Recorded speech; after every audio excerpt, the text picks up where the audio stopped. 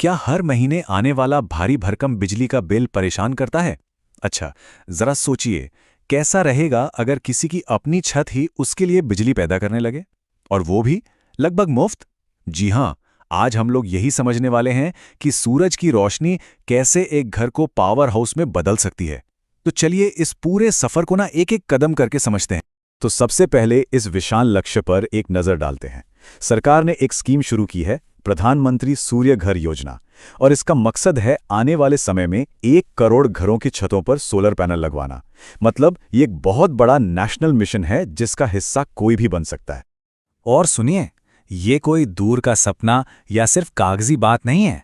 सच्चाई तो ये है कि आज भारत में 7,70,000 से भी ज्यादा घर सोलर पावर की बदौलत जीरो इलेक्ट्रिसिटी बिल का मजा ले रहे हैं। जी हां, बिल्कुल सही सुना, जीरो बिल। तो आज इस पूरी बातचीत को हमने 5 आसान हिस्सों में बांटा है। पहले इंडिया के सोलर मिशन की बात करेंगे, फिर देखेंगे कि ये पैनल्स काम कैसे करते हैं। उसके बाद सबसे ज़रूरी खर्चा, सब्सिडी और बचत, फिर इसको लगवाने का पूरा प्रोसेस, और आखिर में सोलर एनर्जी के साथ लंबे समय तक कैसे फ़ायदा उठाया जा सकता है। तो चलिए शुरुआत करते हैं अपने पहले सेक्शन से, इंडियाज़ बिग सोलर पुश। यहाँ हम समझेंगे कि ये जो लाखों लोगों तक मुफ्त बिजली पहुंचाने का नेशनल मिशन है, ये आखिर है क्या? इस स्कीम का पूरा नाम है प्रधानमंत्री सूर्य घर मुफ्त बिजली योजना, और इसका टारगेट बिल्कुल साफ है। साल 2027 तक देश के 1 करोड़ परिवारों को उनकी अपनी छत पर लगे सोलर सिस्टम से बिजली मिले। अब आते हैं सेक्शन 2 पर, फ्रॉम सनलाइट टू पावर। चलिए देखते हैं कि छत पर लगे ये सिंपल से दिखने वाले पैनल्स आखिर पूरे घर को पावर देते कैसे हैं। इसके पीछे का साइंस क्या है? इसका पूरा साइंस एक कॉन्सेप्ट में छिपा है जिसे कहते हैं फोटोवोल्टेइक इफेक्ट। अब इस टेक्निकल नाम से घबराइए मत। बिल्कुल आसान भाषा में, जब सूरज की रोशनी यानी फोटॉन्स सोलर सेल से टकराते हैं तो वो सीधे सीधे इलेक्ट्रिसिटी यानी इलेक्ट्रॉन्स में कन्वर्ट हो जाते हैं। बस यही है सोलर पावर का पूरा जादू। तो ये पूरा प्रोसेस होता कैसे है? बस 3 आसान से स्टेप्स में। स्टेप 1, सूरज की रोशनी पैनल्स पर पड़ती है और डीसी करंट बनाती है। स्टेप 2, एक इन्वर्टर लगा होता है जो इस डीसी करंट को एसी करंट में बदलता है। ये वही एसी करंट है जिसे हमारे घर के सारे अप्लायंसेस इस्तेमाल करते हैं। और स्टेप 3, ये एसी पावर आपके घर को चलाती है और जो एक्स्ट्रा बिजली बन जाती है वो सीधे ग्रिड को वापस भेज दी जाती है। ठीक है, तो अब सवाल उठता है कि कौन सा सिस्टम लगवाना चाहिए। देखिए, मोटे तौर पर 3 तरह के ऑप्शंस होते हैं। पहला है ऑन ग्रिड। ये सीधे ग्रिड से जुड़ा होता है, सस्ता भी है, पर इसकी एक कमी है, जब पावर कट होता है तो ये भी काम करना बंद कर देता है। दूसरा है ऑफ ग्रिड। ये ग्रिड से जुड़ा नहीं होता, बैटरीज का इस्तेमाल करता है, इसलिए पावर कट में भी चलता रहता है, लेकिन हाँ, ये थोड़ा महंगा पड़ता है। और तीसरा है हाइब्रिड। जैसा नाम से ही साफ है, ये दोनों का बेस्ट है, ग्रिड से भी जुड़ा है और पावर कट के लिए इसमें बैटरी बैकअप भी है। चलिए अब आते हैं सबसे जरूरी सवाल पर, जिसका शायद सबको इंतजार है, खर्चा, सब्सिडी और बचत। यहां हम पूरा फाइनेंशियल ब्रेकडाउन देखेंगे कि पैसों का हिसाब किताब क्या कहता है। तो दिल में सबसे पहला सवाल यही आता है ना कि एक आम घर के लिए ये सिस्टम लगवाने में आखिर खर्चा आता कितना है? यहां एक एग्जाम्पल से समझते हैं। मान लीजिए एक 3 किलोवाट का सिस्टम लगवाना है। इसकी अनुमानित लागत आमतौर पर लगभग 1.5 लाख रुपए तक आती है, लेकिन यहां पर गवर्नमेंट की तरफ से 78,000 रुपीज तक की जबरदस्त सब्सिडी मिलती है। तो इसका मतलब क्या हुआ? मतलब ये कि जेब से जो आखिरी कीमत देनी पड़ती है वो घटकर सिर्फ 75,000 रुपए के आसपास रह जाती है। और सबसे कमाल की बात तो ये है कि ये जो पैसा लगता है ये वसूल कितनी जल्दी होता है, सिर्फ और सिर्फ 2.5 से 3 साल के अंदर। सोच के देखिए।